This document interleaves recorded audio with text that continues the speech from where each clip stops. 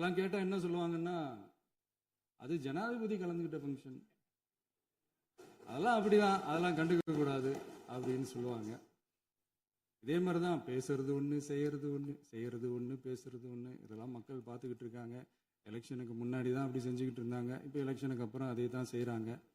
இந்த விஜயையும் சாமானியர்களின் உண்மையான சமூக நீதி அரசையும் அவமானப்படுத்துறதுக்கு தான் அவங்களோட அந்த பொலிட்டிக்கல் சீனியாரிட்டி அது பயன்படுத்துது போல.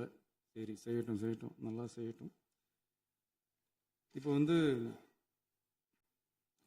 ஆனாலும் நம்மளுடைய மாநில உரிமை, மொழி உரிமை, உத்தம உத்தரர் போல வேஷம் போடுற எதிர்கட்சிக்கு ஒன்றை மட்டும் ஆணித்தரமாக சொல்றோம்.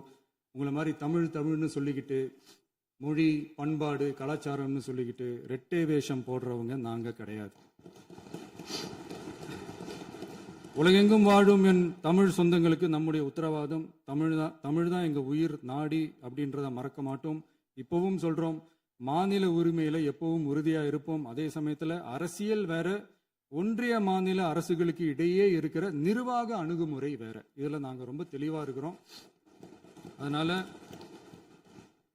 எங்களுக்கு பாடம் எடுக்கிறதா நினைச்சுக்கிட்டு உங்க வேஷத்தை நீங்களே கொஞ்சம் கொஞ்சமா கலைச்சிக்கிட்டே வர்றீங்க, மறந்துடாதீங்க. அப்புறம் நேற்று எதிர்கட்சி தலைவர், மாண்புமிகு எதிர்கட்சி தலைவர் பேசும்போது நிறைய பேசினாங்க. அதுல ஒண்ணு மட்டும், அரசு சொல்றதா நினைச்சுக்கிட்டு நம்மளை இன்டைரக்டா ஈவில் அப்படின்ற அந்த வார்த்தையை யூஸ் பண்ணாங்க.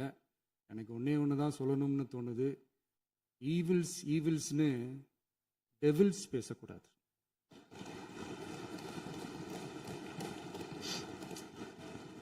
அவங்க இருந்திருந்தா ஒரு ஆக்ஷன் பண்ணணும்னு எனக்கு தோணுச்சு.